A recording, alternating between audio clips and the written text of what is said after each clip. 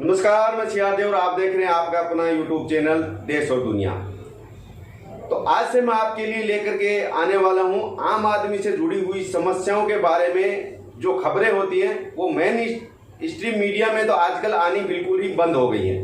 आप देखते होंगे कि जो भी मेन स्ट्रीम मीडिया है, चाहे वो टीवी हो चाहे अखबार हो, उसमें आम आदमी से जुड़ी हुई समस्याओं के बारे में कोई खबर आती ही नहीं है, बात ही नहीं करते। टीवी पे तो आप देखेंगे तो सुबह सुबह पंडित जी आएंगे, उसके प्रवचन सुनो, उसके बाद में कल की खबरें हैं थोड़े बहुत उसको नमक मिर्ची लगा के फिर वापस दिखा देंगे।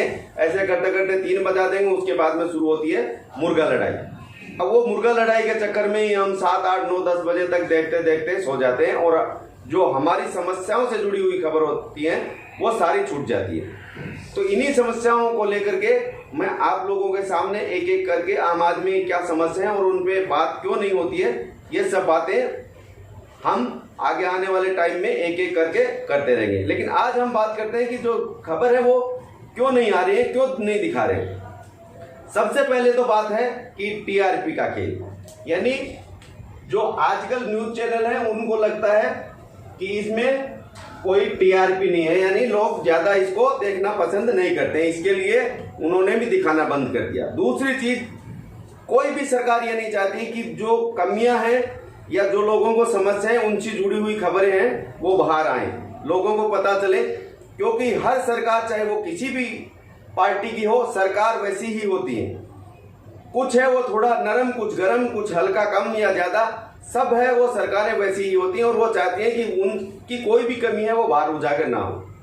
तो इस तरह से है, उनका भी दबाव है, वो आजकल टीवी चैनल और न्यूज चैनल पे पूरी तरह से रहता है। बस ये एक सोशल मीडिया ही बचा है जिसपे असल खबर निकल के बाहर आ सकती है। मेन स्ट्रीम मीडिया है वो तो मुर्गा लड़ाई में व्यस्त रहती है। बाकी आप देखते हैं कि जो हमारी समस्याएं होती हैं उस पर कभी इस तरह से बहस रोज होती हो एक ही चीज पे। अभी आप देख रहे होंगे कि जो रामनवमी का जुलूस है, दिल्ली वाली जहांगीरपुरी वाली खबर है और बाकी की खबरें हैं, या फिर रशिया यूक्रेन की खबरें वो तो चलती हैं, लेकिन कितना भ्रष्टाचार है उसके बारे में कोई खबर चलती ही नहीं है। अगर कहीं बैठे हुए विपक्ष वाले भी अगर थोड़ी देर के लिए उस विषय को चर्चा में लाते हैं तो वो सिर्फ टीवी पे लाते हैं, उसके बारे में कभी आपने नहीं देखा होगा कि कोई है वो धरना प्रदर्शन हो रहा हो, कहीं पे जुलूस निकल रहा हो, कहीं पे इस तरह की बहस लगातार महीनों तक चलती आ रही हो, नहीं देखा होगा। क्योंकि जो उनको भी पता है कि यहाँ से जाके बाहर करेंगे तो कहीं ना कहीं उनकी भी, जैसे कांग्रेस वाले करते हैं तो कहीं ना कहीं उनकी भी सरकार होगी, फिर वहां से लोग सवाल पूछना शुरू कर देंगे कि वहां पे आपकी सरकार है, वहां क्यों नहीं कर रहे। अब जैसे मान लीजिए कि राजस्थान में कांग्रेस की सरकार है तो वहां पे है वो कोई चर्चा ही नहीं होती उसके बारे में कि वहां पे महंगाई सबसे ज्यादा है, लेकिन नहीं चर्चा होती। जहां पे है बीजेपी की होगी वहां पे बोलेंगे वहां पे महंगाई है, बेरोजगारी है और ऐसा होता है, लेकिन उसके बारे में वो कोई भी विरोध प्रदर्शन, कोई जुलूस, कुछ भी नहीं निकलता, कभी भी कोई चर्चा नहीं होती। इस देश में है वो आम आदमी को चाहिए क्या? आम आदमी को है वो जो 3 चीजें हैं, मेरे हिसाब से 3 चीजें चाहिए। एक चाहिए उसको शिक्षा, दूसरी चाहिए स्वास्थ्य और तीसरा चाहिए न्याय। यानी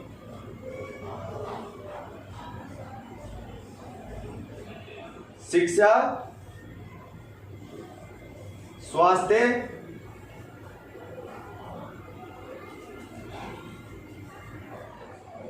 और न्याय,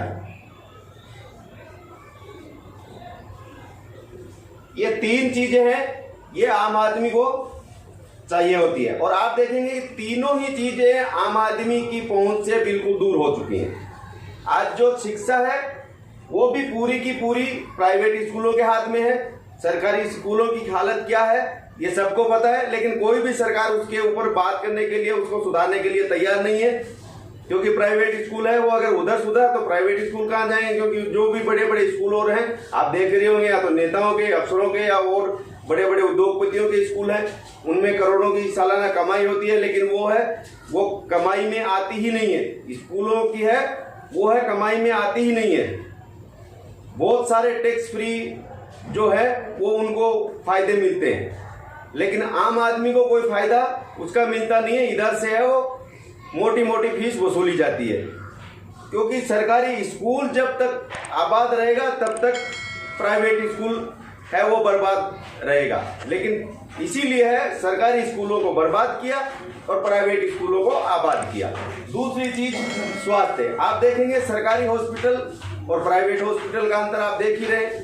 प्राइवेट हॉस्पिटल में जाओ तो वहां पे ऐसी लूट मची हुई है कि जिसकी कोई हद नहीं है, रोज आप देखते हैं। लेकिन उसके बारे में आप देखेंगे कोई भी पार्टी, कोई भी सरकार, कहीं पे कोई हल्ला नहीं, कोई आवाज नहीं, कुछ नहीं, सब के सब उस पर चुप रहते हैं। क्योंकि जो भी बड़े हॉस्पिटल हैं वो भी आप देखेंगे कि बड़े बड़े या तो बिजनेसमैन के, नेताओं के और उनके होते हैं, क्योंकि आम आदमी का तो वो होता नहीं है। इसलिए सरकारी स्कूल, सरकारी जो हॉस्पिटल है उनको बर्बाद करो और प्राइवेट जो हॉस्पिटल है उनको आबाद करो। यही नीति है वो हर सरकार चला रही है, चाहे वो बीजेपी की हो, कांग्रेस की हो, सपा बसपा किसी की भी हो, सबने यही नीति चलाई है। आप देखेंगे क्योंकि अगर पिछले 70-75 साल से ये चीजें, 3 चीजें अगर आम आदमी को दे दी जाए तो उसके बाद में आम आदमी को और कुछ नहीं चाहिए। उसको सब्सिडी वगैरह, आरक्षण वगैरह, ये सब चीजें हैं, ये कुछ नहीं चाहिए उसको। अगर ये 3 चीजें ठीक से दे दी जाए तो वो खुद बाकी चीजें अपनी अरेंज कर लेगा, सब कुछ वो अपने लिए कर लेगा। लेकिन ये 3 चीजें आम आदमी की पहुंच से दिन दिन धीरे धीरे दूर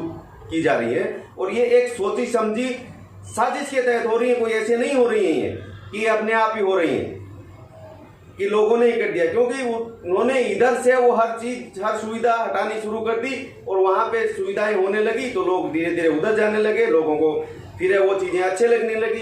तीसरी है न्याय।